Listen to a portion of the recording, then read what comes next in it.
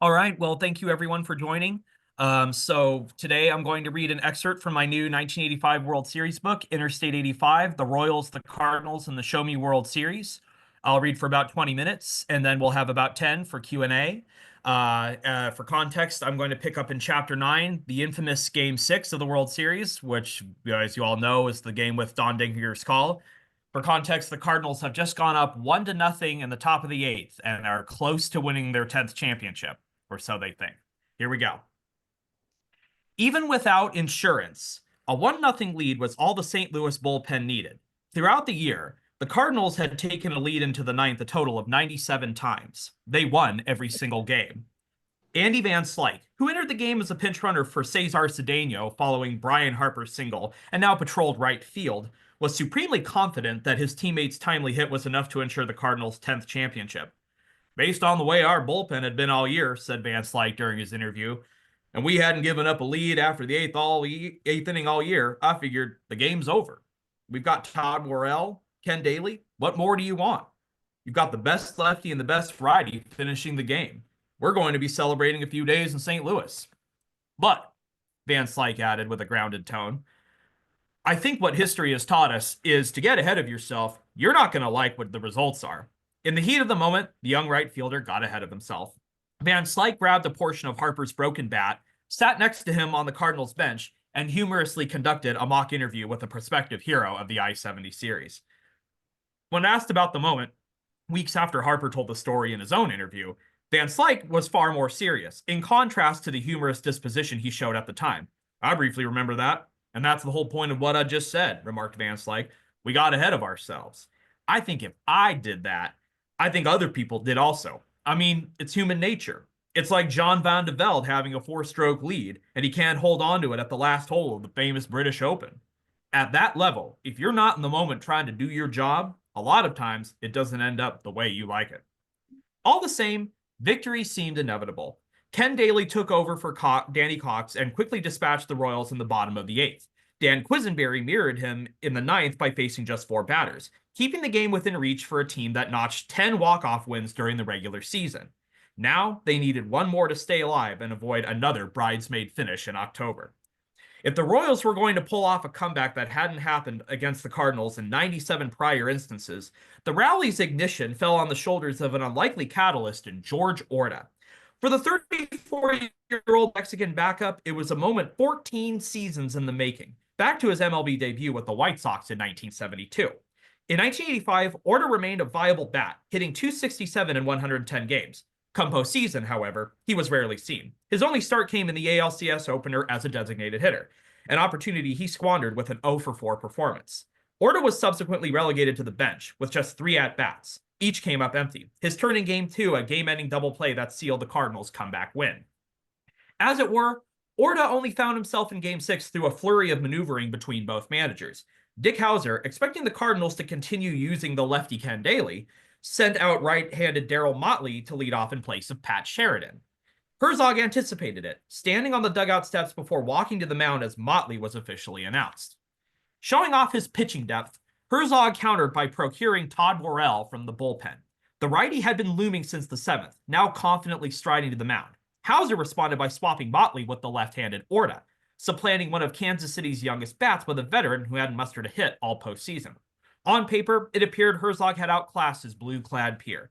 Worrell was a weapon all postseason, having surrendered 1 run in 10 1/3 innings over both series. As ABC spotlighted, all 6 outs of his 2 perfect innings in Game 5 came by a strikeout. In 2 months of MLB play, his record didn't sport a single loss, regular or postseason. Before the inning commenced, Terry Pendleton stressed to his teammates that the first out was of paramount importance. A veteran seldom used that October versus a rookie riding a hot streak seemed an assured first out in a World Series clincher. Orta settled in and took the first pitch, a strike. The Royal Stadium organist pumped a few rallying licks, trying to galvanize the anxious home crowd. Worrell fired the second pitch over the plate, which Orta swung at for a foul. 2 strikes. Worrell now 1 strike away from being the first pitcher in World Series history to ring up 7 in a row. Pitch 3 was popped out of play on the third base side. Orta managed to stay alive, but the tenor of the matchup felt like one of inevitability for Worrell to triumph. Al Michaels seemed to vocalize that expectation. As Worrell received the sign from Porter, the announcer mentioned an interview the reliever did with Tigers manager Sparky Anderson the prior day on Good Morning America. At the end of the interview, Anderson emphatically stated, "Todd, thank God you're in the National League, and stay there." Worrell dug in for pitch number 4, back to the outer zone with a high fastball. Orta made contact, his bat ringing with a resounding pop. The ball didn't venture foul, taking an immediate bounce off the dirt in front of home plate and arching toward the right infield. Worrell wouldn't get his record-setting strikeout. He'd have to settle for catching the out, immediately racing toward first to cover the bag. First baseman Jack Clark moved to his right to secure the ball, snagging it on a withering third hop. Second baseman Tom Hurst swooped in for additional coverage. Orta barreled down the first baseline as fast as his aging legs could carry him. They weren't the only men racing to first. Don Dankinger started the inning perched at the edge of the infield, just in foul territory. Upon realizing a close play at first was imminent, he bolted to get close to the bag, his burly frame settling into a crouch. Michael's voice escalated on the broadcast.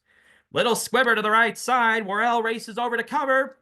Worrell, right foot planted securely on the bag, extended his gloved left hand to receive Clark's toss. Orta stretched his legs out as if he were attempting a gymnastics split. His blue helmet began to dismount, extended right foot reaching for the bag. The throw! Worrell snagged the ball with grace, his towering physique making a tight play look seamless. Orta's foot pressed down on Worrell's heel before momentum sent him tumbling forward, rolling on the turf as his cap and helmet scattered in opposite directions. Dankinger didn't hesitate with the call. His arms fanned out twice. Safe. Doesn't get him! The Cardinals seethed. Worrell spun around, planting his foot on the bag and pointing to it. "He stepped on my foot," he insisted. Herr confronted Dankinger, arms outstretched in disbelief. Porter and Clark joined in the argument as Whitey Herzog sprinted from the dugout. The quartet of players ceded the protest to their manager, who challenged Dankinger's belief that Orta beat the throw. He claimed he saw otherwise from the dugout.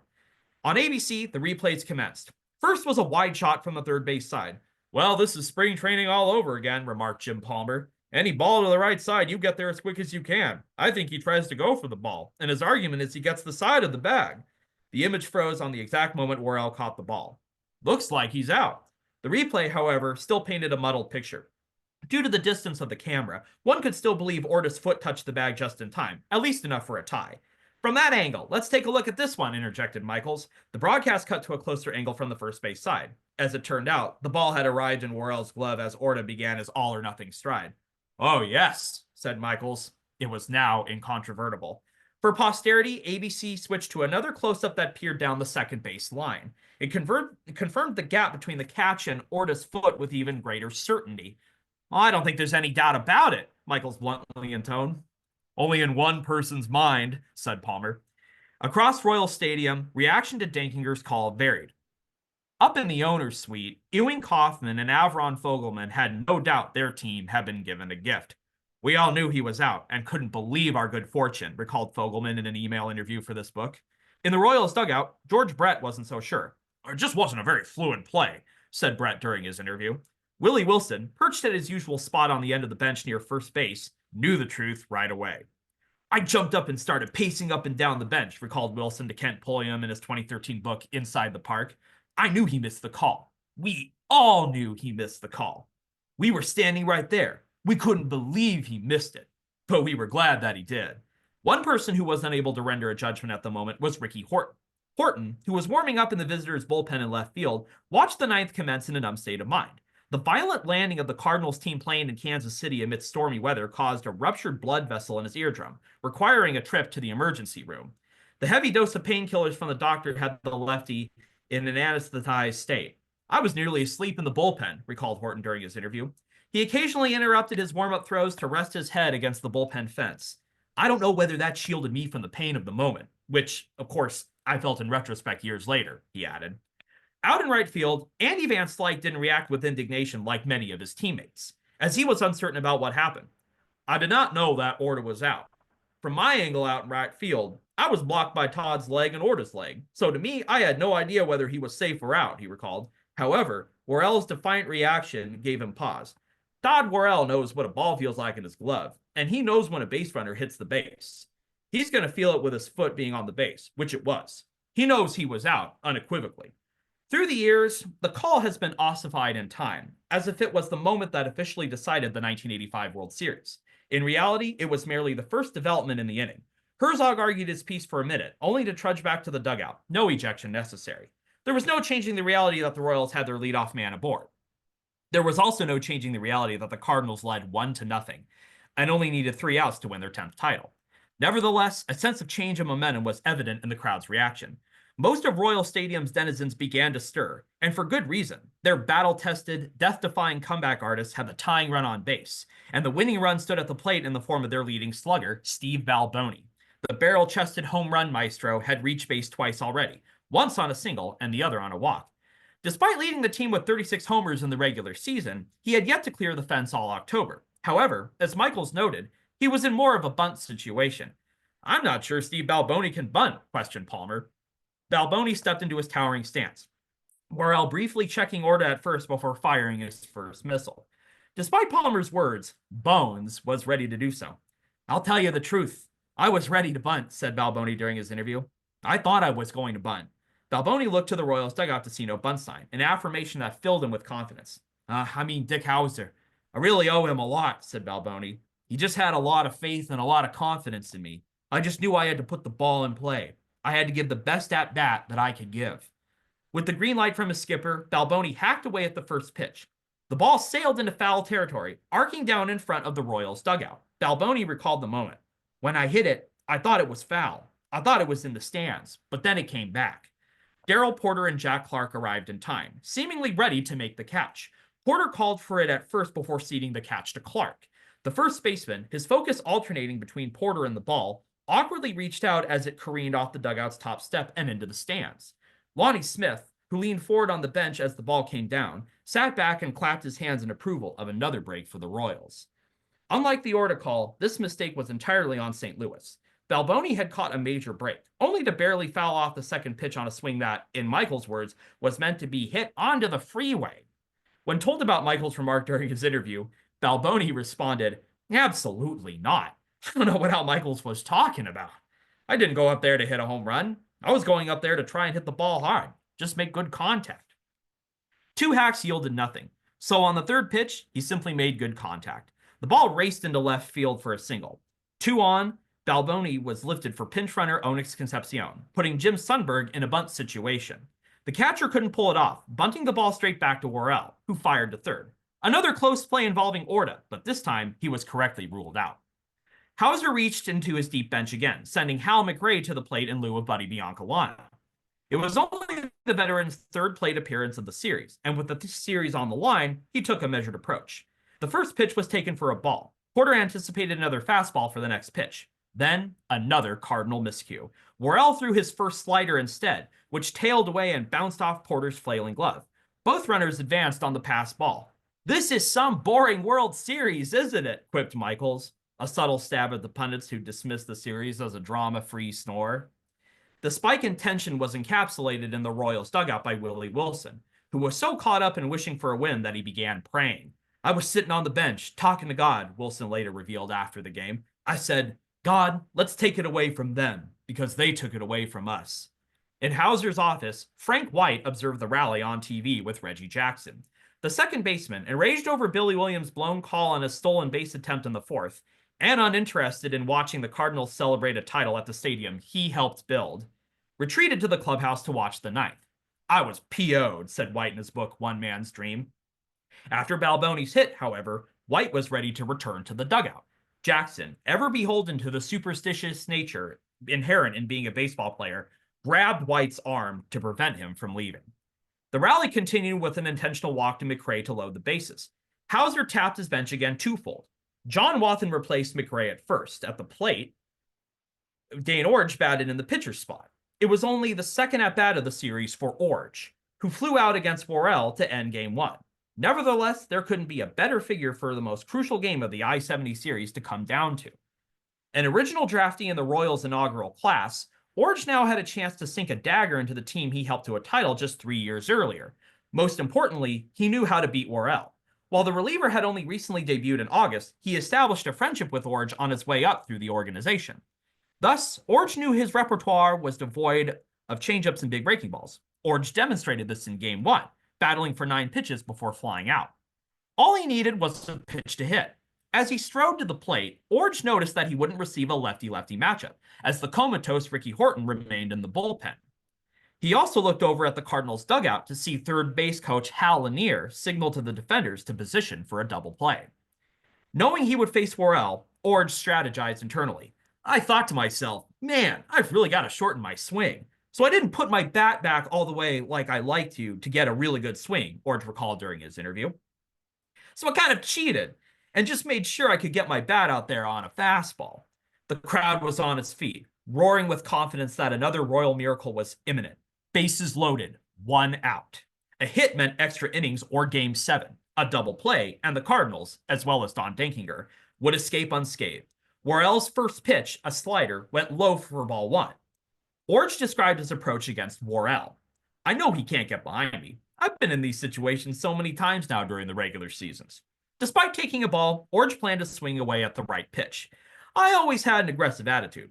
I always said to myself, I'm a pinch hitter. I'm not a pinch walker, said Orge. So I'm swinging. I'm not going to go up there looking for a walk. I don't even look at the coaches. I'm swinging the bat. And I knew I was going to get a fastball. As Orge settled in for the next pitch, one more thought crossed his mind.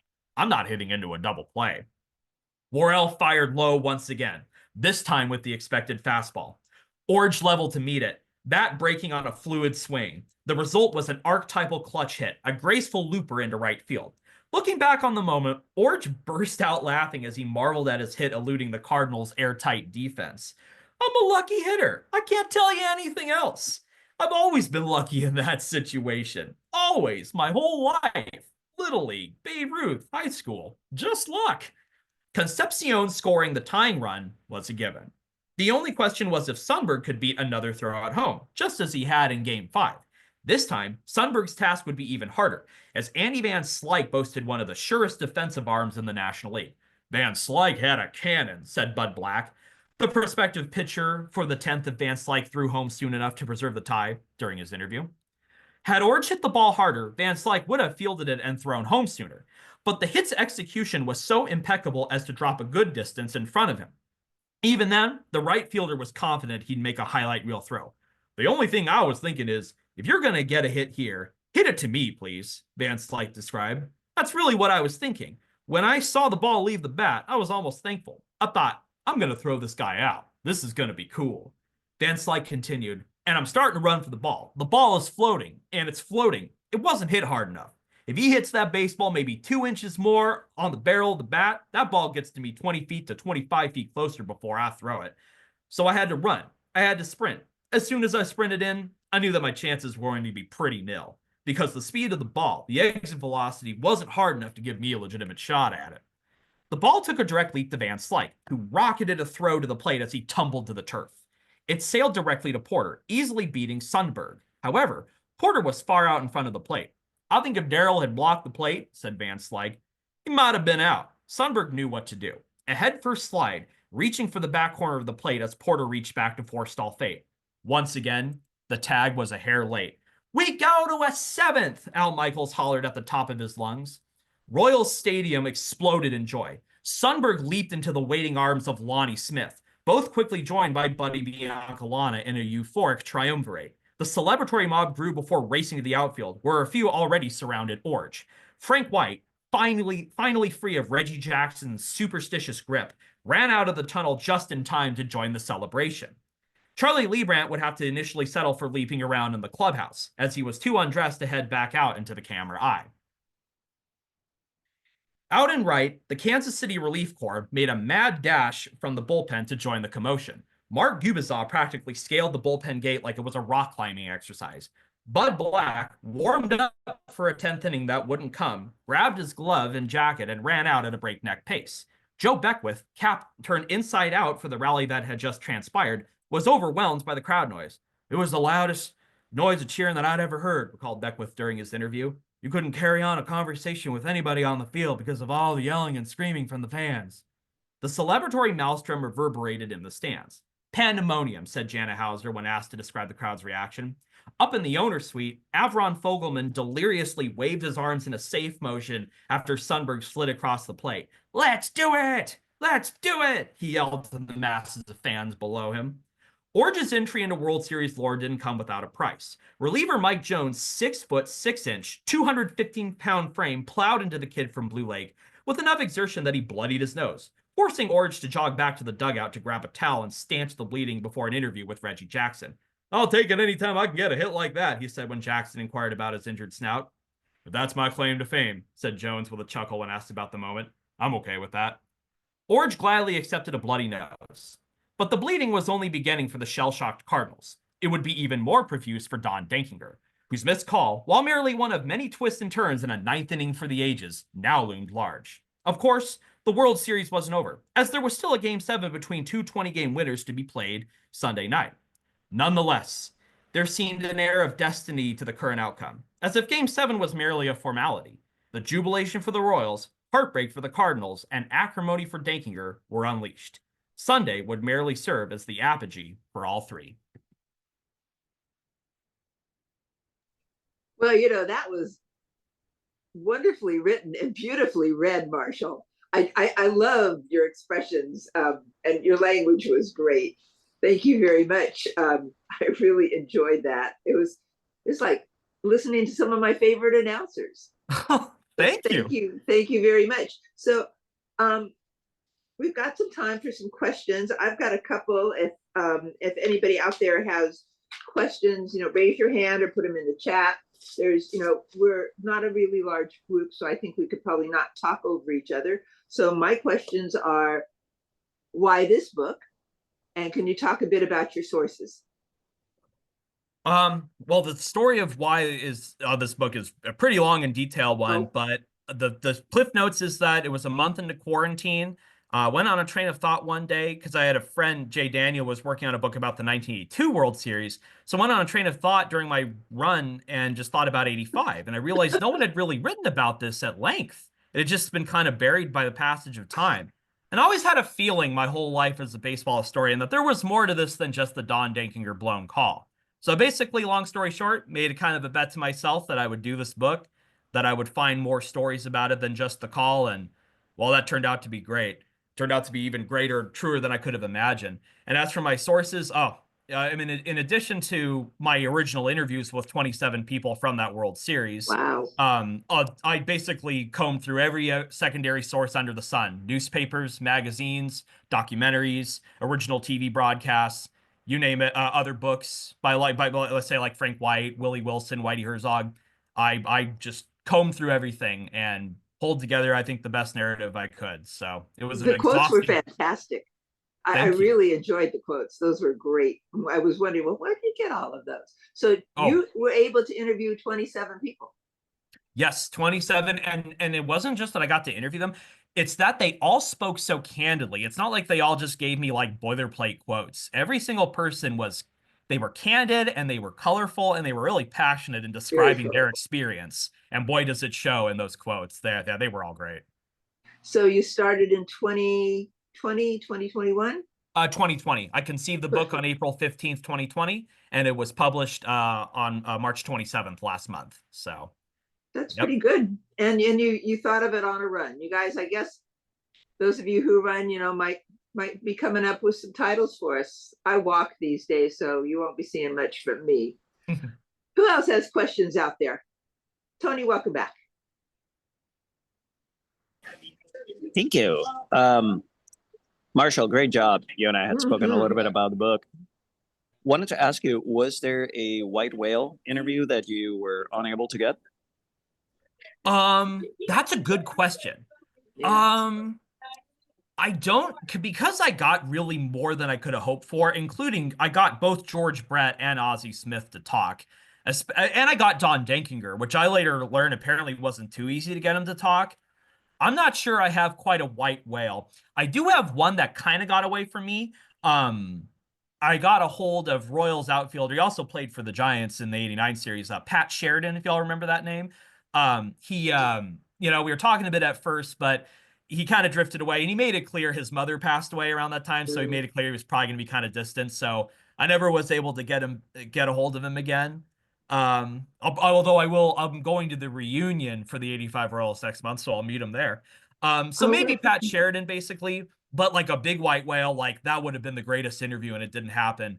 with all respect to the people that I didn't talk to, I don't think I really have a white whale. This 27, this combination turned out to be perfect. It's just what the book needed. So, and when you get George Brett and Ozzie Smith and Don Dankinger, you can't ask for much more. No. How'd you get them? George Brett was really easy. Vahe Gregorian, acclaimed sports columnist for the Kansas City Star, just messaged George on my behalf, and George said, give him my number. Ozzie Smith was set up through his agent, Debbie Denler. Don Dankinger came from Sports Illustrated writer Dan Green. He wrote a long-form piece about Dankinger in the Call in 2015, and he flipped me all of Dankinger's contact info. Wow. All the others would come in different ways. Some were on Facebook. Others I had to like talk to family members to see if I could get to them. But yeah, it all came together in the end. Good job. Thank you. Other questions? Yeah, folks, don't be shy. I think you're muted.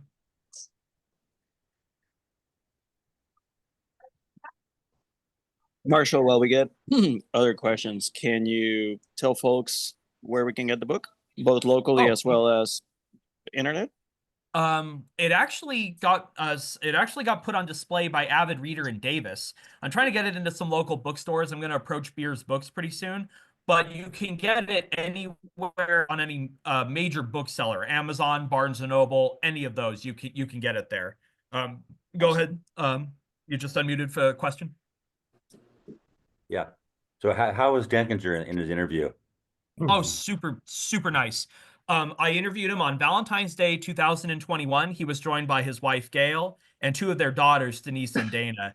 They helped out because he was 84 when I talked to him. He's getting on in years. He can't remember like everything sharp. So it was a terrific interview. Don was a super nice guy.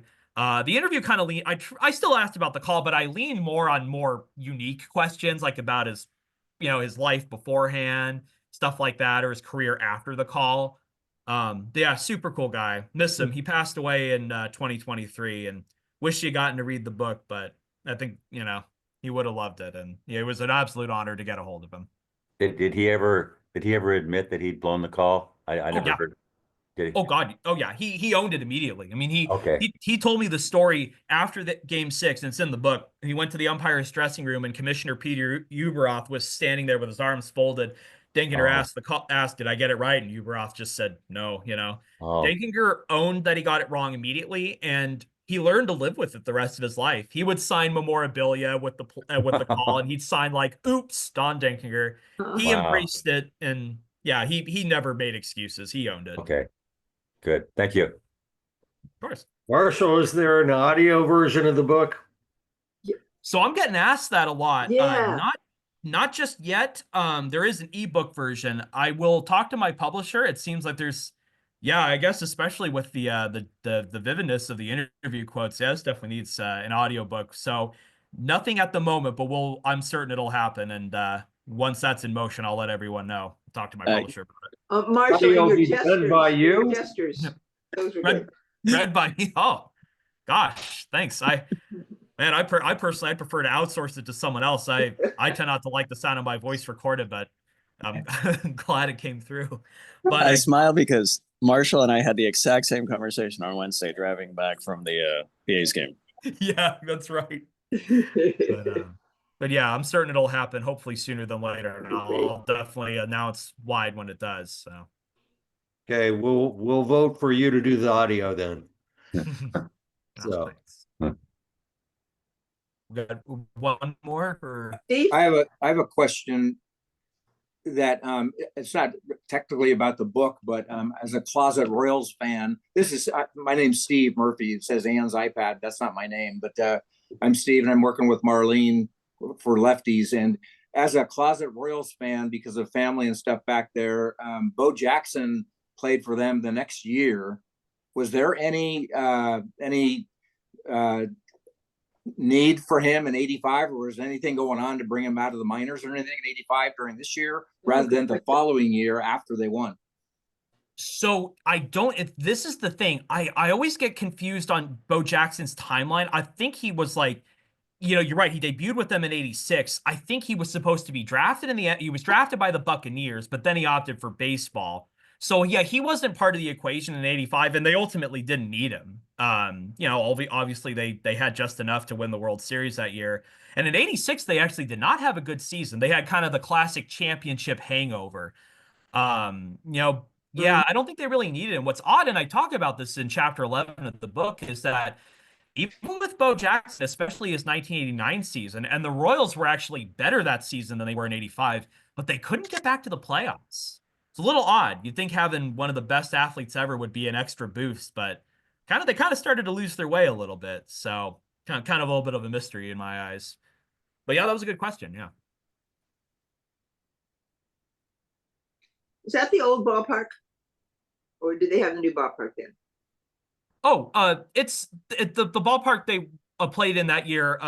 It's still the same one now. Back then it was called Royal Stadium. Now it's Kauffman. Yeah. Oh, okay. They're looking for a new ballpark now, which is a whole other story. But yeah, the same. Yeah, they've been at that stadium since '73. So yeah, whatever, everything. It's a pretty stadium. It's beautiful. Went there last year, and and especially for the reunion next month, I'm gonna go to another game there. It's a great ballpark. It can get pretty hot. And humid. Marshall, you mentioned that as you were brainstorming or kind of giving it some thought during the pandemic, you were taken aback that nobody had written this book or a book about this series. Why do you think that is? Was it because the two teams are not like big quote unquote teams? I think it's a combination of, it's all Midwest, so it doesn't get as much of the bi-coastal media coverage as an East Coast series or a West Coast series or team would. Midwest teams and smaller market teams tend to get overlooked. I also think there's just a lot of stigma from Dankinger's call. I think a lot of people maybe perceive this series in a jaundiced way because they thought, oh, the blown call, that really swung it all. In reality, the call was just one moment, and there was so much more to the series than just that. And I'm not complaining that people had largely overlooked it. It left a beautiful story for me to write, and I'm grateful I got to be the one to do it. Marshall, did you interview Jack Clark for the book? I tried. I tried to get a hold of him via the SF Giants, their alumni chief, Bobby Boxa. And I eventually got the number for his wife, Angie. And I got through to her, and she said he was kind of on the fence about it. And I just kind of backed off. So he didn't like officially turn me down. I did not interview him, but he's still well detailed in the book. And I got a really nice photo of him in his Giants uniform for chapter 1. So I spoke with him yesterday. I just settled his case. So if for any reason you need to get in touch with Jack for any updates or anything of that nature, I can put you in touch with him. well, good to know. I'll keep that in mind. I'm not sure how I would go about it or if the situation will arise, but it would be interesting for me to finally cross paths with Jack the Ripper. Thanks for letting me know. Okay. No worries. All right. Any other questions for Marshall? Okay. Well, thank you, Marshall, for not only your continued membership and support and terrific work for the chapter, but also for telling us about this book. And I personally look forward to picking up a copy soon and reading it. Thank you so much. I think I do have one more question for him. Sure, go ahead. Yeah. How much longer did Dinginger umpire after that call? How long did his career go? Great question. It went quite a while. He started as an MLB umpire in 1969, and he went all the way to 1998. Wow, good. Yeah, that's basically 3 whole decades. Wow. Yeah, and he got more in. He did a great job. Marshall, did you go on mute or did I lose audio? What? I lost audio. I just want to make sure that everybody. He's doing good. We can hear him. Okay. Oh, okay, good. Yeah, don't worry. He umpired the 1991 World Series. I talk about that in chapter 11. He did a great job. Yeah, Dankinger was he went all the way. It was really a knee injury that forced him to retire in 98. But yeah, he was an absolute stalwart, and I loved highlighting that. Yeah. Okay, thank you. Yeah. Mm. Cool. And Marshall, you're doing quite the media tour. Where are you going next? Well, coming up. that's a great. The next stop is another SABR chapter, the Bob Broig chapter of St. Louis. Oh, So, terrific. Good move. So yeah, I know the day, but it's going to be fun. I did write this book in a way that does the 85 Cardinals justice, even if they didn't win in the end. So I'll make sure to go deep on those Ozzy. It's gonna break my Dodger heart, but I'll read those Ozzie Smith and Jack Clark homers in the NLCS with great aplomb. So I think I'm gonna have fun with it. Terrific. All righty. Well, we are now going to move on to Marlene and to myself talking about chapter updates. Marlene?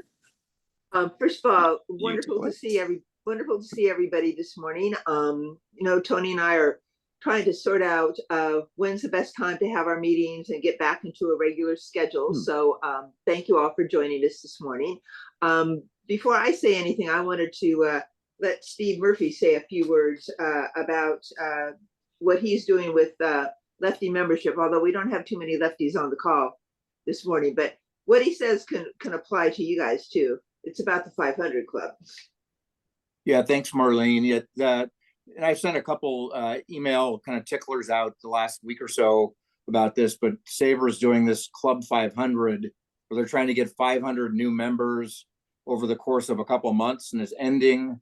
The drive is ending in April, so there's a few days left, but it's a nationwide thing for all the chapters. I'll hold up a card. I mean, if you get a new member, they're sending out these SABR baseball cards for all the home run hitters. This is, there's Jackie Robinson and Mays and Aaron and Ruth and Cobb and all that stuff. So it's a nice little package that they have, and it's just to try to increase membership. So we're in the final moments of the drive, and do what you can to get out and talk to folks and get them to join up.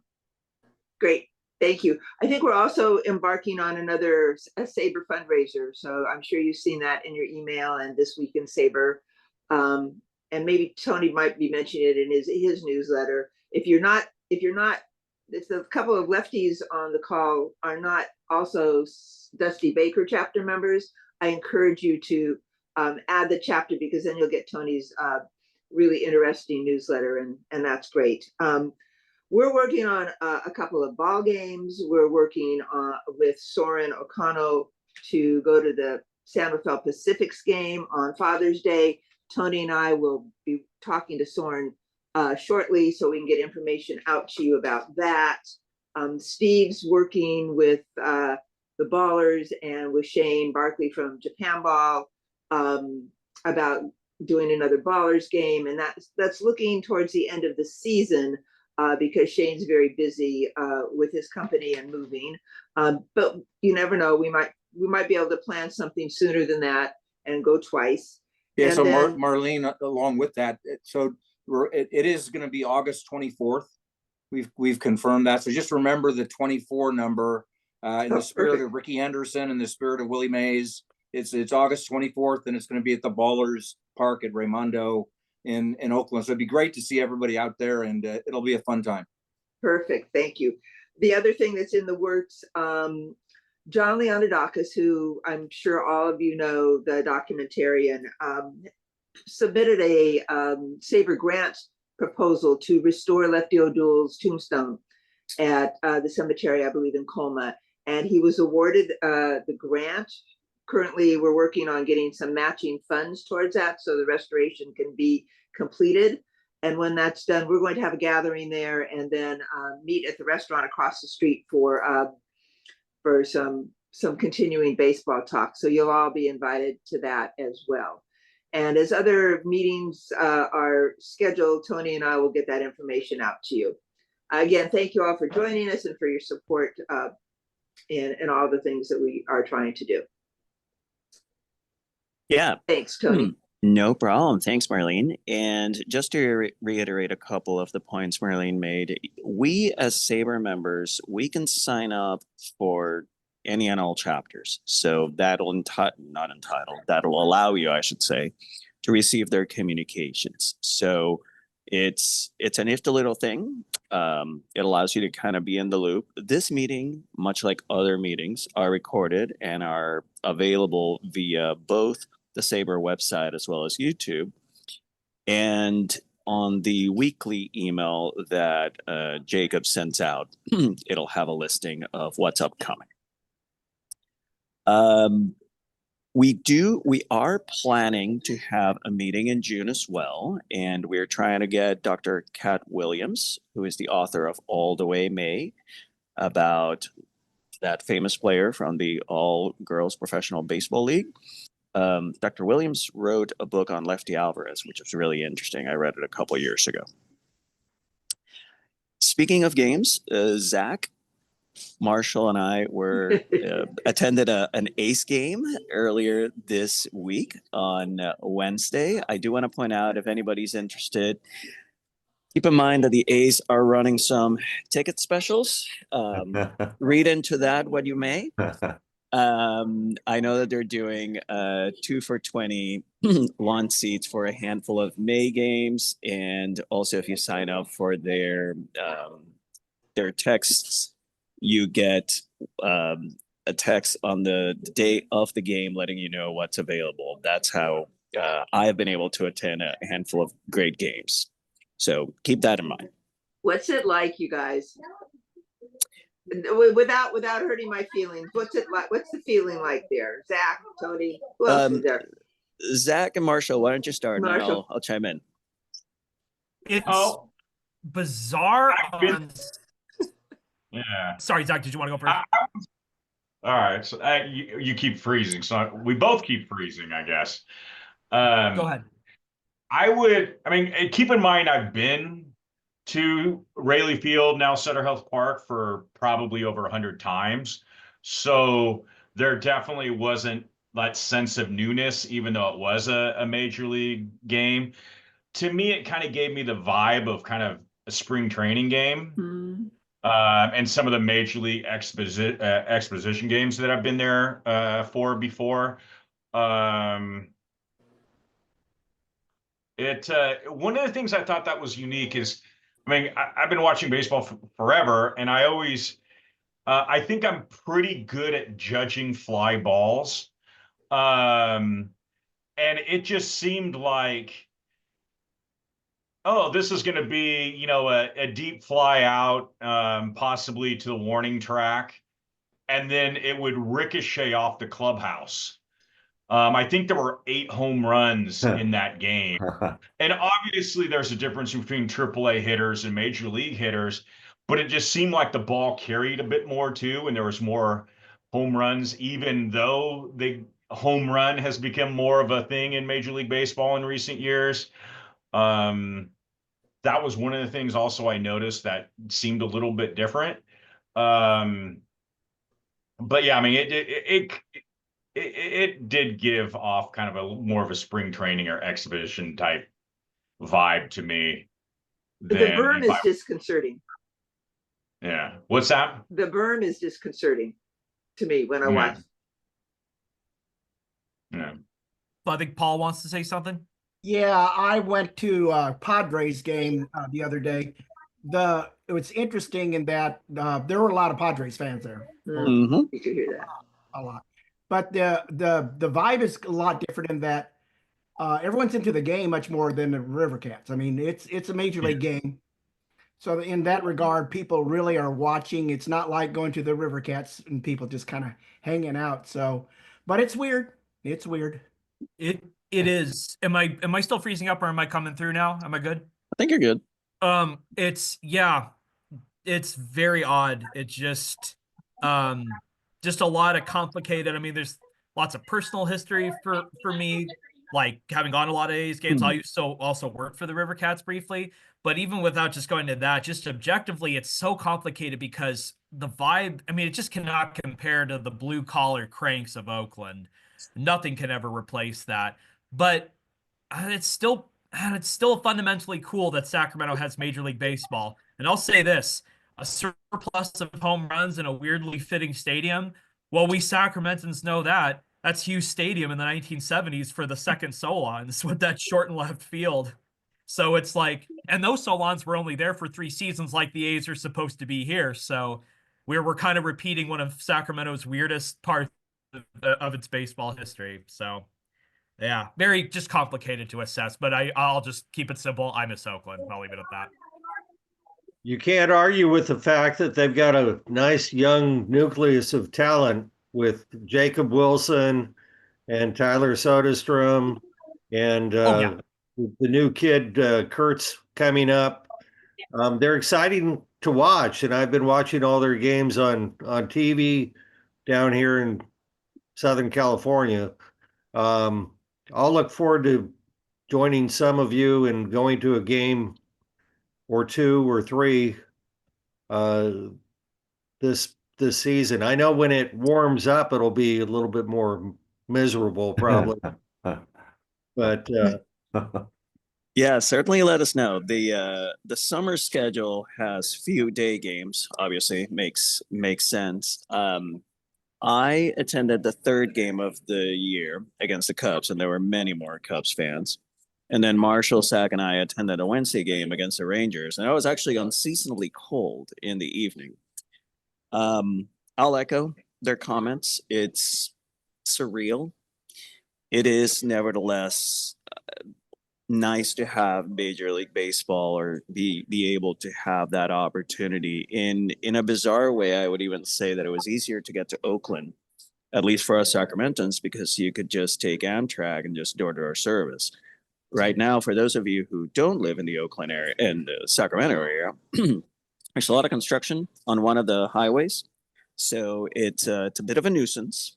And then, of course, once you get to there, the parking is a little bit of hassle. So Marshall, Sack, and I ended up parking downtown and just walking 5 blocks, and it was a nice, pleasant walk to the stadium. you walk across the bridge there, then? Yep. Okay.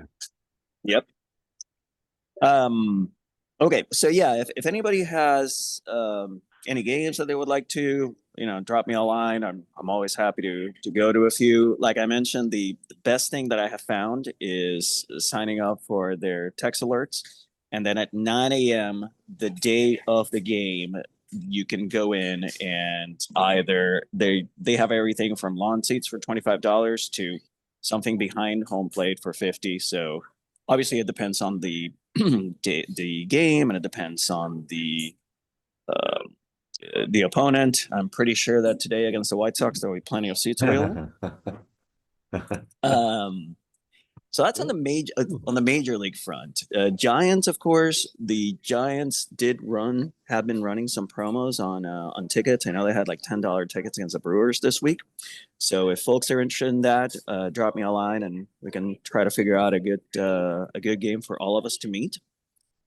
As we've been polling our membership, what's become very evident is that day games are preferred. And it makes sense, depending on where we're going, right? Evening games might be a little bit difficult or too lengthy a day, et cetera, et cetera.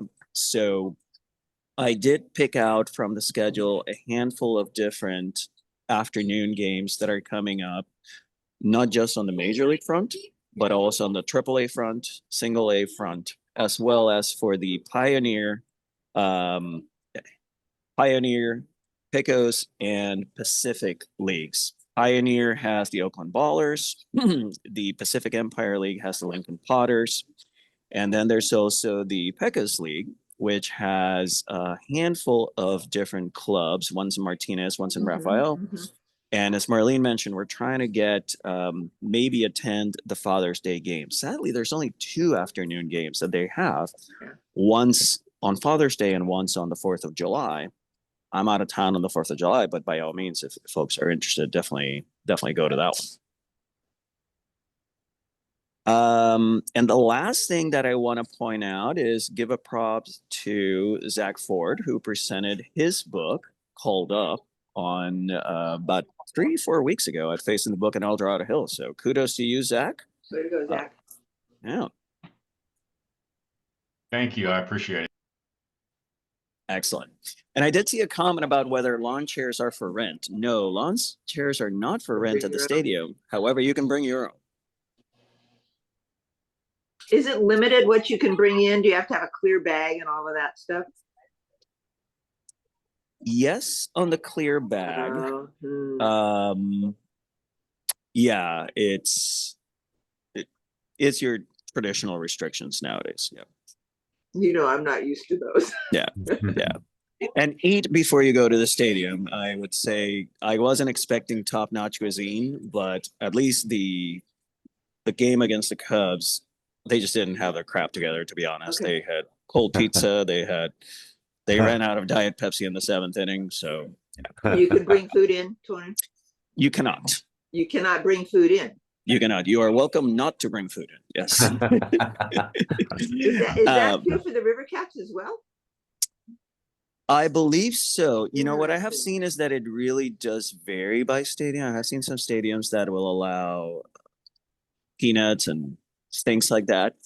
You can bring, I think you can bring unopened bottled water as long as it's unopened.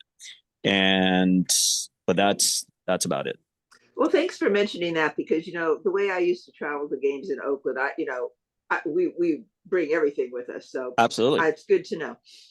Absolutely. And yeah, I many a time I would just stop and get a couple beers from the friendly folks right on the bridge, right on the overhead. So all righty. Let me just make sure the chat. Okay, sounds good. Sorry, my phone just thought I was driving. So let me pass it over to you, Jason, to talk about your book, and I'll also make sure that you have co-presenter rights. All right, sounds good. Everybody hear me okay? All right, fantastic. Sorry for my voice. I lost it a couple days ago, but got enough of it back. My students were pretty excited. It was one way to slow me down, but revenge will be had on Monday. But thank you so much for having me. It's an honor to be with you to talk a little bit about Willie McCovey. Specifically, I'm sure your interest will be there as we talk about a time for reflection. The title for the book, I've been asked a couple of times about the title of the book, A Time for Reflection, the Parallel Legacies of Baseball Icons Willie McCovey and Billy Williams. I'm not trying to be the guy with the longest titles of all time, although I'm 0 for 2 on short titles. But A Time for Reflection actually comes from Billy Williams' Hall of Fame speech, when he calls upon those who are listening to him, both in the crowd as well as on the broadcast. He's asking for them to, as members of the baseball community, to reflect upon the opportunities or lack thereof for African Americans in the game in the mid 80s, as far as coaches and front office roles go. So that's where the title comes from, his speech. But at the same time, it also comes from this place of wanting to reflect on two players who were incredible in their own right, but at times, at least nationally during their playing careers, were overshadowed by their teammates, Ernie Banks and Willie Mays, of course. And even though locally, the feeling towards them is one of deep affection, perhaps not as well known nationally in terms of their legacies as well as locally. And so there's an interesting parallel there. And so that's where the title comes from. But my guess is based on the chapters here that we want to focus a little bit more on Mac, although I'm happy to talk about Billy. But the interesting thing about both of them, they're both born in the Mobile area in 1938. They both debut in the same year, 59. They both win Rookie of the Year in the National League, Mac in 59, Billy in 61. They both, as we mentioned earlier, play in the shadows of these two superstars and legends of the game. They experience playing for another team late in their career before coming back to their organizations. Mac, of course, still in his playing uniform. Billy as a coach and later as a front office advisor. And then they went into the Hall of Fame 1 year apart. And they're both girl dads. So the parallels between the two men are pretty incredible. And so initially the idea started as a book focused primarily on McCovey. But then after an opportunity came up with the Cubs and working with Mr. Williams on the project. I thought, well, I've signed up for 2 projects, but then after going down to Mobile, I thought there was a way to blend it together as one. And now it's up to the reader to decide if the goal was accomplished or not, of course. Hence how the 2 wound up together. And I'm happy to talk about that a little bit later as well, if you have any questions. But let's start with Mobile. Willie McCovey is born January 1938, and he's born in Mobile, Alabama. He's born in Down the Bay neighborhood. And of course, at the time, Mobile was a hotbed for baseball. In fact, Mobile, Alabama has produced more baseball Hall of Famers per capita than any city in America. Why? How? And how did Mac become a part of that? That was one of the questions that I asked throughout the course of the research. And one of the most fascinating things that I learned about was a game called Tops. And I suppose if we thought about wiffle ball as today's sort of modern version of that, we could kind of think about it that way, I suppose, in a rudimentary type of way. But Tops was a game that all these young ball players played in the Mobile area. And what would happen is you would have perhaps a mop handle or a broomstick, but then you needed something to strike. And not a lot of the kiddos could afford baseballs. And so they would go to local stores and where customers had bought bottled soda throughout the hot summer. And they would, upon having the soda dispensed, they would use the little knob and they would take the top off and then drink their soda. Well, those caps would fall into a pouch and be collected over the course of the day and the week. Well, the McCoveys, the brothers, would work for a gal, Miss Savannah, who owned a corner store, and they would do chores for her in their neighborhood down the bay in Mobile. And as a thank you, she would make them sandwiches, provide them with food and snacks and stuff, but she would also give them the bottle caps that had been collected in the pouch so that they could then go play Tops. And they did that all summer long, from dusk really until the sun went down. And when they would pitch these bottle caps, these caps would dip and dive and swerve and spin and move in all sorts of ways. And it helped these young players develop tremendous hand-eye coordination. In fact, one of the most interesting things that I came across was Henry Aaron later on in life had written I Had a Hammer autobiography. And in that autobiography, he talked about even by the time he reached the major leagues, he would hit for power off his front foot. And he said, the reason why I would hit for power off my front foot is because I played Tops growing up in Mobile. And if you didn't get out in front, that bottle cap would float around your bat before you could make contact. So I was one of the few hitters whose power came out on that front foot. And so it didn't matter if it was Willie or Henry or Billy or any number of players. A lot of their hand-eye coordination was developed playing this game Tops. And over the course of McCovey's teenage years, he would do this all the time. He also played, obviously, high school sports, and he was a big guy. One of the things we all know about him is his nickname Stretch. And over the course of his playing career, he became known as Stretch very widely. And the nickname is often attributed to his stretching out at first base to receive the ball from his fellow infielders on a play. But Cleon Jones, who also grew up in Mobile, told me, well, when he was a kid, we used to call him Stretch because he was taller than the rest of us, and he would stretch up to the sky. And he hit that growth spurt in his teenage years and tower over the rest of us. So he was known as Stretch for being tall years before he was known as Stretch for his play at first base. So I thought that was a really fun story and gives you an indication of just how big and strong he was even as a teenager. He was also a football player, and there was one particular play where he was running down the left sideline, and a defender hits him, and there's contact made, and his front of his face collides with the defender, and it chips his front tooth. And if you're familiar with some of the photographs from his major league debut in 1959, where he goes, as you all well know, 4 for 4 off Robin Roberts, after the game, and photos are taken of him, and he's got a big smile with the chipped tooth. The chipped tooth came from that football play in high school before he had it crowned or capped a few years later. So he grows up as a tremendous athlete in the Mobile area. The competition was intense. There were a lot of outstanding ball players. In talking to Billy Williams about it, he talked about a number of players in the area who didn't go on to play professional baseball for several reasons.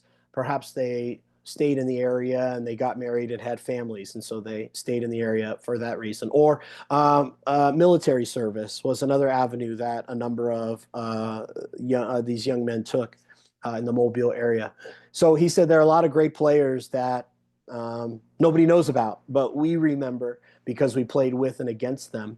And so when we think of the Mobile area as really a cradle of the sport, I think it's fair to say that it's right up there with New York or even LA, some of these areas throughout the middle of the 20th century where baseball is not just a hotbed, but producing incredible talent that's cultivated not just by tops, but also by the stiff competition.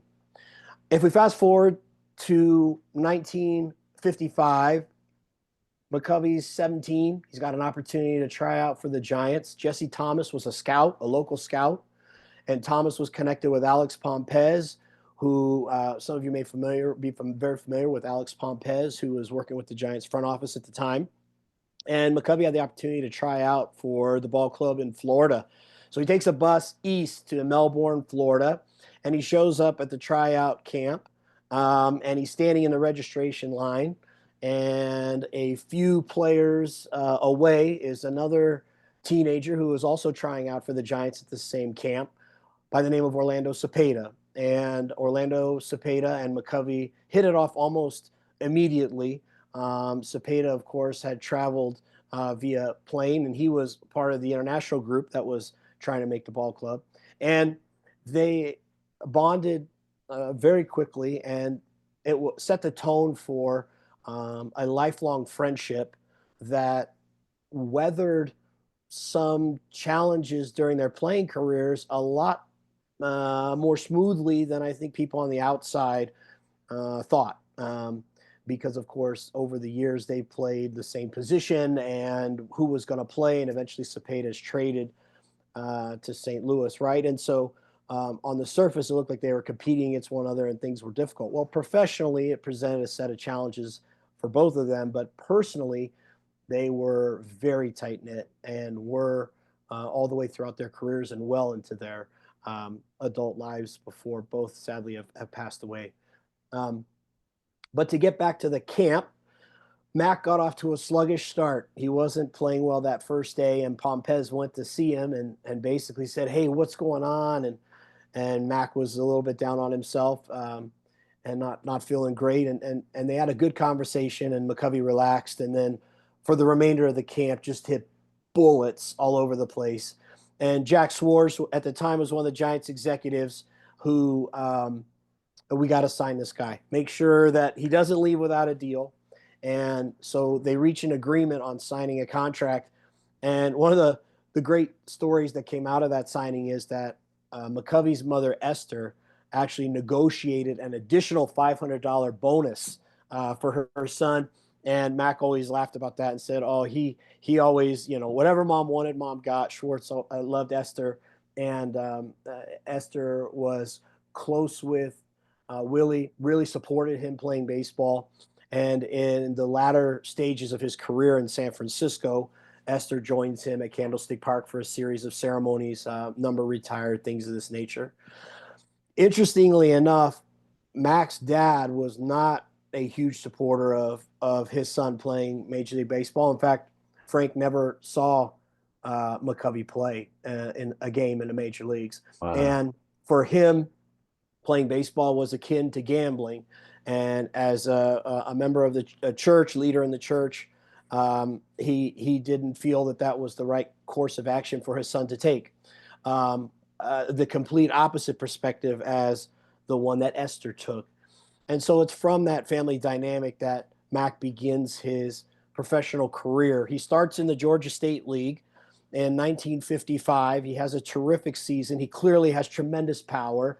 Everyone you talk to, starting in 1955 through 1980, the end of his career, it didn't matter which stage of his 4-decade career that you talk. Everyone has the same comment, which is Mac hit the ball further than anyone I have ever seen it hit. And here's the date, and here's the game, and here's the story, and here's the light stand it went over, or here's the roof it hit, or here's the parking lot it bounced into. And that started in 1955 as a 17-year-old when he's just hitting missiles in the Georgia State League.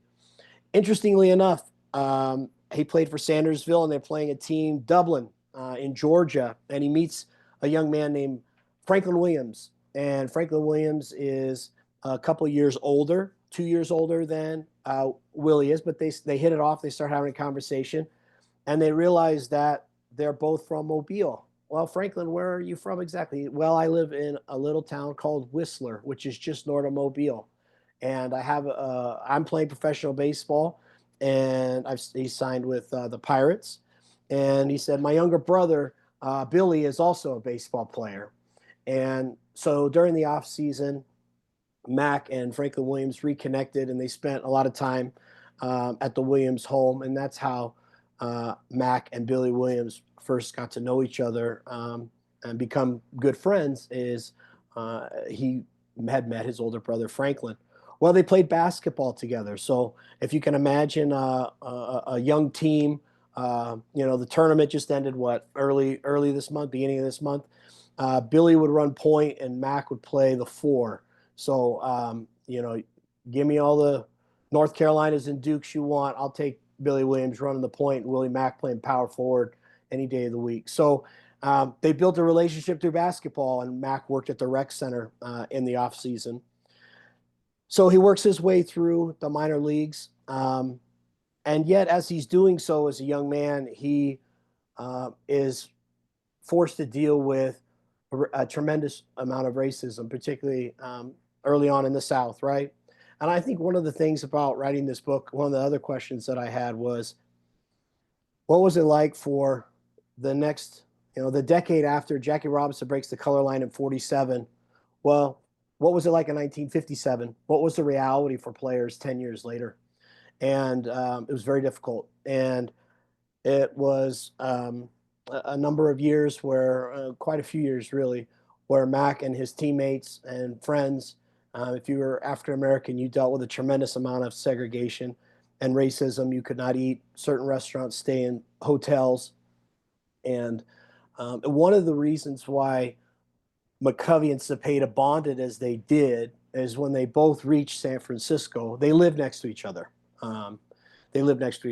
But they couldn't always go where they wanted to go, and they weren't allowed into places. And Cepeda, he would ask Mac and his teammates, not only do people in America have an issue, some people in America have issue with the color of my skin, but I can't speak English very well. I'm learning the language.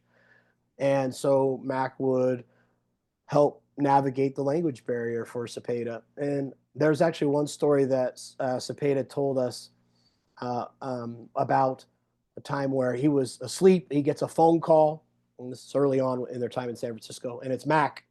And Mac says, something isn't right. And he called Cepeda Chico. He said, Chico, something isn't right. I'm being followed. And Cepeda said, where are you? And Mac told him where he was. And Cepeda rushed over to meet him.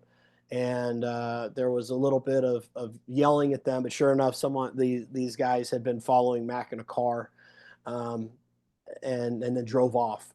So it's an illusion for any of us to think that the 1950s was anything but very difficult and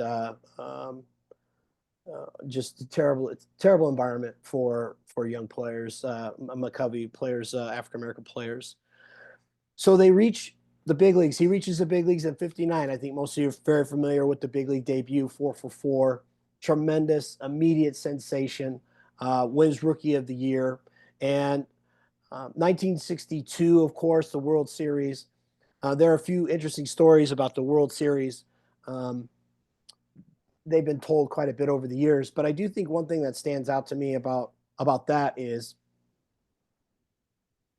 it's just really amazing when you think about a guy who had the career that McCovey had, right? He retires as having hit more home runs as a left-handed hitter, right, than any other left-handed batter in the history of the National League. And yet his most famous at bat is an out. How does that happen? You know, and that's just part of the narrative of his career. And he was gracious about it throughout. But I think for a while it definitely aided him. He didn't like to show emotion publicly. I don't think that's a surprise to too many people. He held a lot in and very close to the vest. And if you ask his friends and family even about issues like that, they will all tell you the same thing, which is he never talked about it. But I do think for a long time it was painful for him that they were so close to winning in '62 and then never got back. One of the most wonderful things of researching this project was a conversation I did have with Bobby Richardson, actually after the manuscript was done. And then I was like, oh, we're going to rewrite the end here in about 48 hours. But McCovey passed away Halloween of 2018. And a few months prior to that, Bobby Richardson had received in his mail a manila envelope. And he opens the manila envelope and out slides a photograph. And McCovey had signed it. And he had inscribed it to my friend Bobby.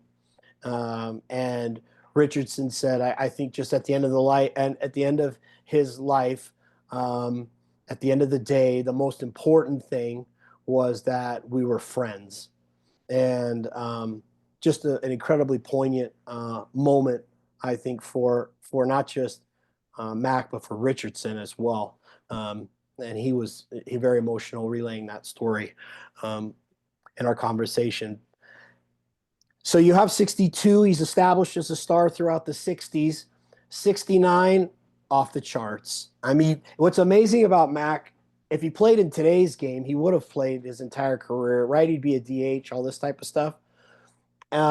If you add analytics, I think exit velocity probably be named after Mac. It'd be called Mac exit velocity, whatever. I mean, Mac was the king of exit velocity. 69, he has a tremendous season. He homers twice in the All-Star game and is named All-Star Game MVP, and he also wins Most Valuable Player of the National League. So he's one of just a small handful of guys in the history of the game to be the Rookie of the Year, All-Star Game MVP, and to be the MVP of his respective league. And he's established himself as a superstar. I think one of the things that should be emphasized is as the fans watched him in San Francisco, he was their own. Whereas Mays had come from New York, McCovey had basically come up through the system. And by the time he debuted, of course, his first ball game is at Seal Stadium. And so he's a San Francisco Giant all the way. And I think that is really an interesting I don't know if there's a difference, but it is a distinction between the careers of Mays and McCovey. McCovey made an incredible impression on that generation. And when he comes back to the ball club in 1977, after spending a few years in San Diego, Bob Lurie brings him back to the Giants after buying the team. He's comeback player of the year and puts on a show in 77. And all that to say, you have the birth of history, really, for the San Francisco Giants. And McCovey represents the birth of history. You have generations of fans sitting in Candlestick Park talking about McCovey. If you're 10 years old watching Mac in 77, you're enthralled by his performance. But then you turn to whoever it is you came to the ball game with, mom, dad, aunt, uncle, whoever the case may be, grandma, grandpa. And they can tell you about their experiencing watching a young Mac in the early 60s. So you have a knitting of the generations through talking about McCovey's performance on the field.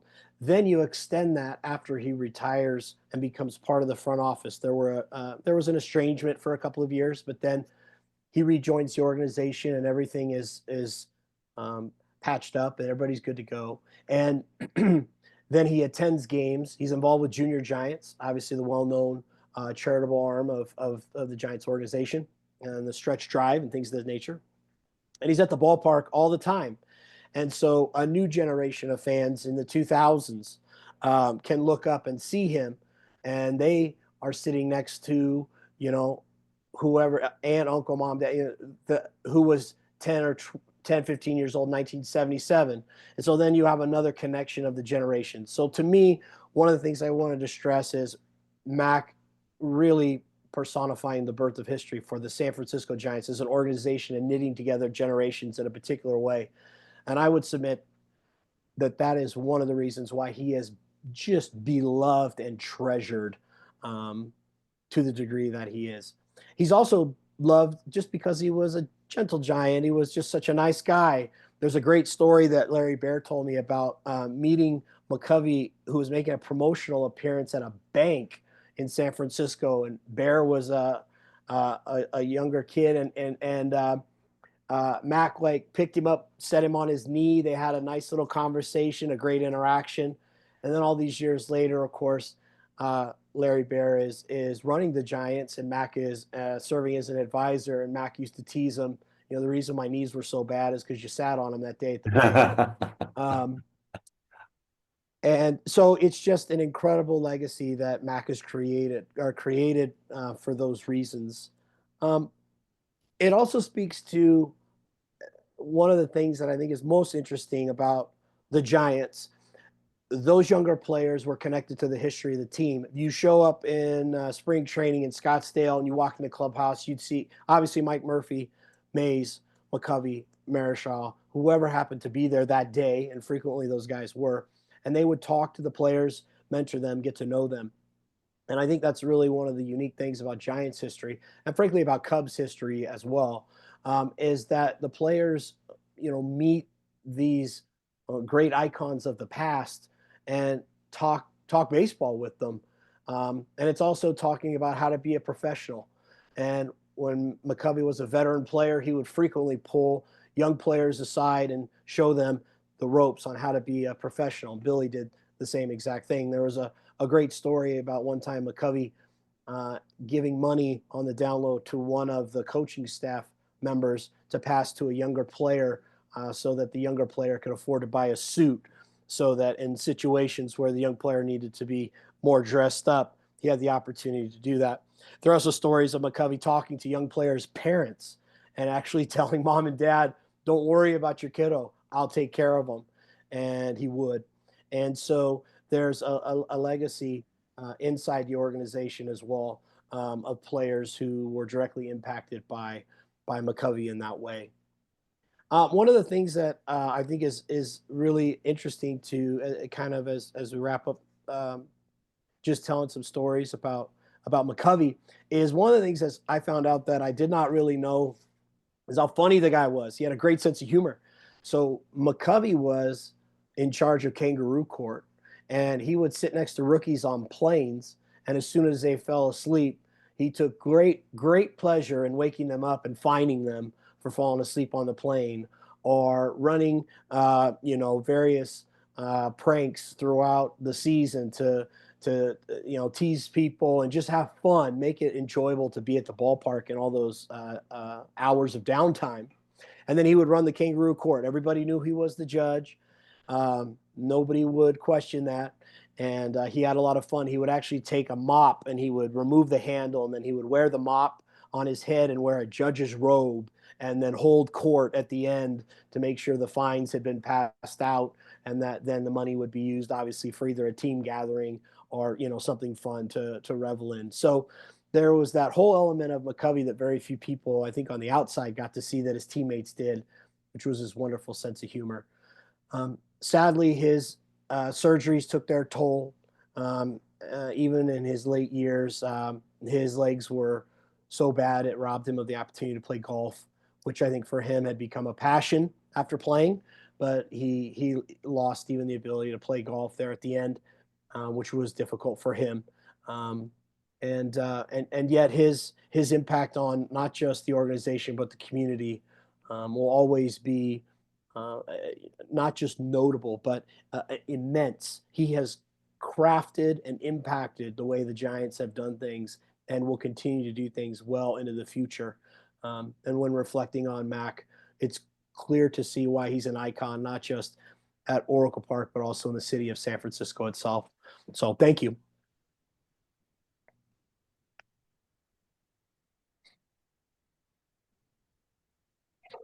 Thanks, Jason. That was wonderful.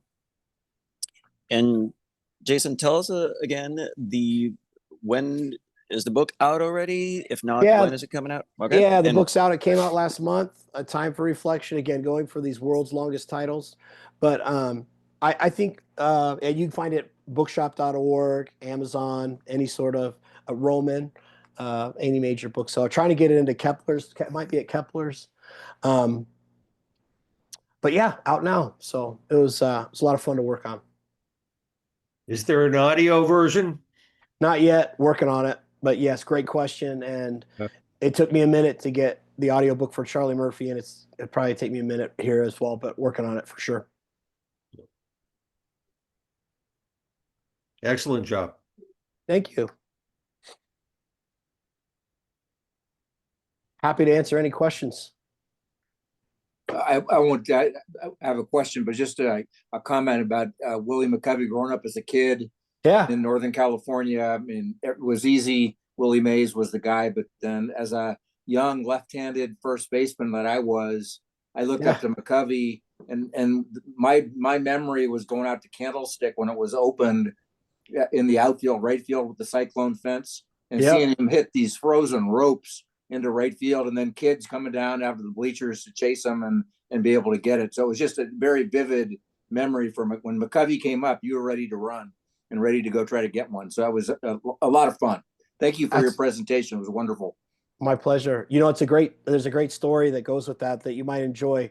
So Willie's daughter, Allison, was kind enough to join me on a number of interviews and in conversations. And so we were talking with Barry Bonds. And so I just faded into the background and let Allison and Barry, who were kids at the time, along with Juan Marischal's kiddos, but they would, same thing, when Mac would walk to the plate, they would all be in, was it section 9, I think, and they would run out. There was a notch and then near the fence where they could run and chase, when Mac would hit the ball, well beyond or into the parking lot, they would chase it.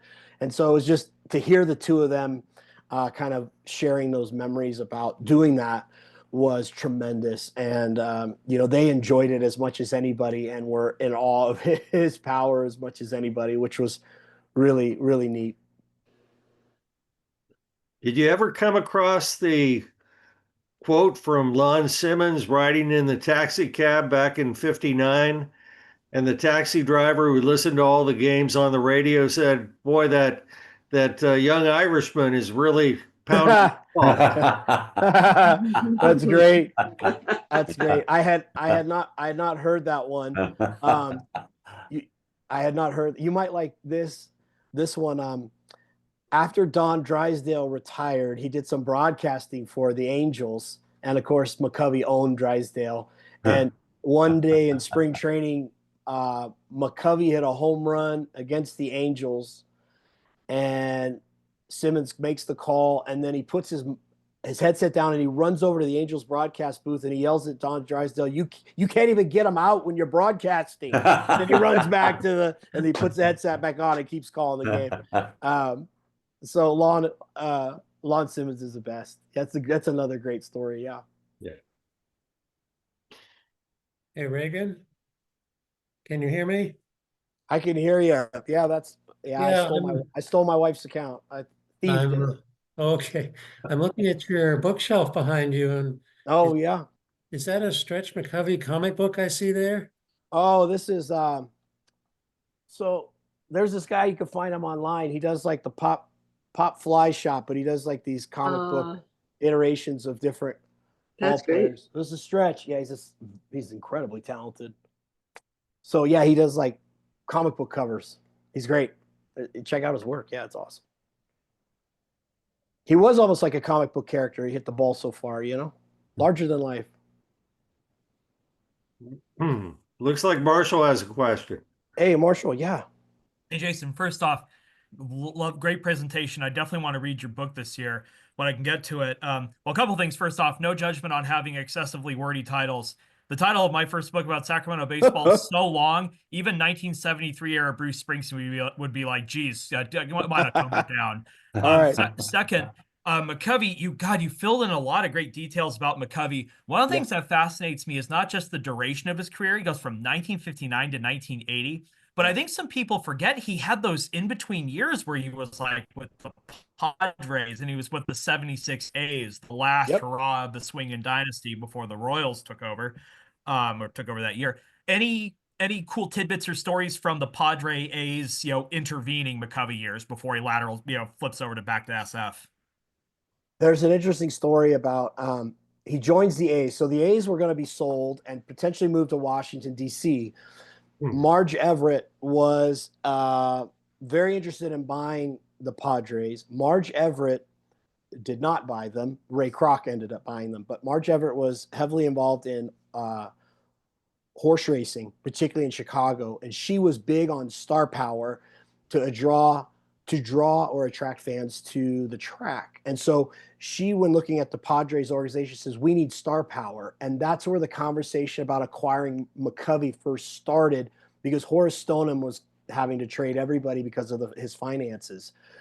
Well, when Ray Kroc enters the picture, Ray Kroc had plenty of money and it wasn't a problem. And he kind of picked up where that left off and greenlit Bavasi trading for McCovey, which was never a place he really wanted to go. He wanted to go to a contender.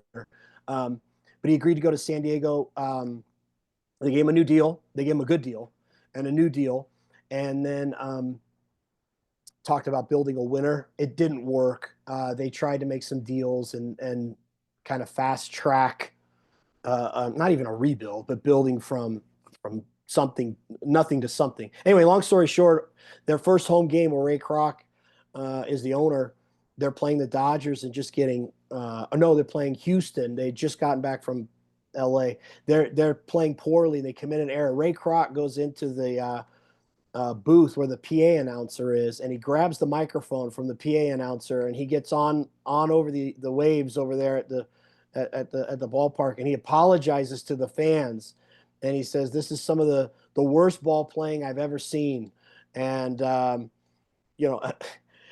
players are like looking around like, what even is this?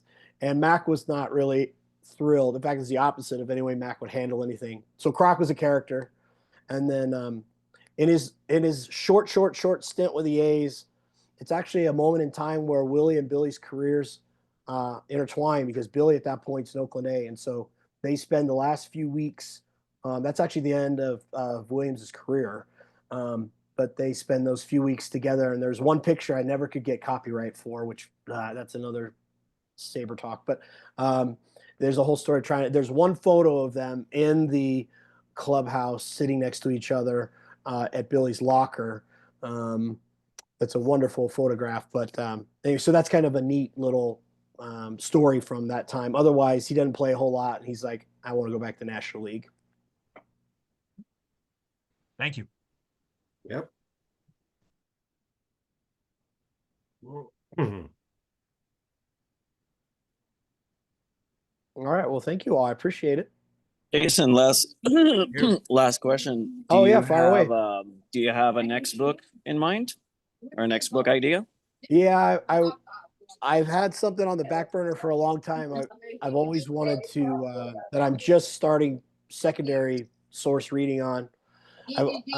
David Halberstam deserves his own standalone biography as one of the great journalists in the history of America, let alone the 20th century, right? So I'm working my way actually through his fiction. Before he really became known for his nonfiction books, he was a reporter in Mississippi, and some fiction came out of that experience in addition to his reporting before he moves to Tennessee. And so I'm starting there. But project on Halberstam. We'll see. Right. Wonderful. Thank you. Nashville, Tennessean for some time too. Yeah, absolutely. When Siegenthaler was a publisher who was the chief of staff for Robert Kennedy. Yeah. I mean, it's amazing that his connection to the second half of the 20th century, so much history runs through Halberstam. So I think just by following him around with a proverbial camera, we can learn about the country in deep and meaningful ways.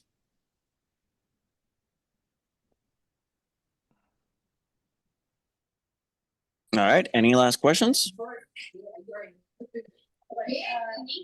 Wonderful. All right. Thank you so much. Thanks, Jason. Appreciate it. My pleasure.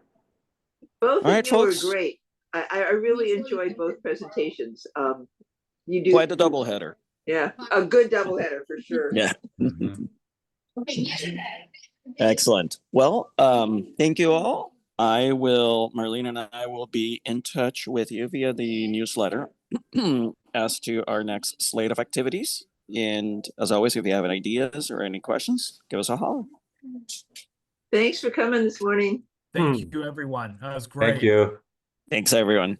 Yeah, Thanks, great job. Tony. Good to see See you all. y'all soon. Bye.